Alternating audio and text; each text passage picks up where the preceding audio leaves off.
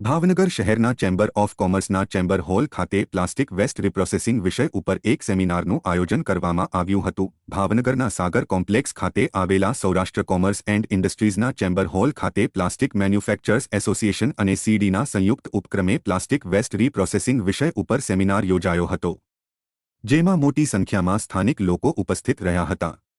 જો કે આ પ્રસંગે તજજ્ઞો દ્વારા માર્ગદર્શન પૂરું પાડવામાં આવ્યું હતું। गांव के हर घर में गीला और सूखा कचरा अलग करने की प्रक्रिया संबंधित प्रशिक्षण दिया गया। ग्रामजनों द्वारा सूखा और गीला कचरा अलग रखने के सुचारू व्यवस्थापन के लिए दुमाड़ गांव के इसी कार्य को जिला के अन्य गांव में भी ग्राम पंचायत तथा अन्य कंपनियों के सहयोग से अनुसरण किया जा रहा है। ऐसी ही बेस्ट स्वच्छता के इसी संकल्प को सार्थक करने गुजरात राज्य के संस्कारी नगरी कहे जाने वाले बड़ोदरा जिले के छोटे से गांव दुमाड़ की कहानी देखते हैं।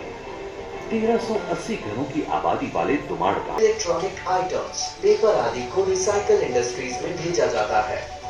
संस्था के अध्यक्ष श्री अजीत कब्जाले के कुशल नेतृत्व और सतत नवाचार की प्रतिबद्धता ने इस एमआरएफ सेंटर को आत्मनिर्भर बनाकर देवास निगम को आय का एक स्रोत भी दिया है और इसे रेवेन्यू बीजी छे गामडानी બંનેમાં પ્રોસેસ ઇક્વિવેલન્ટ જ છે, પણ પેલામાં પછીથી લોકોને મહેનત છે।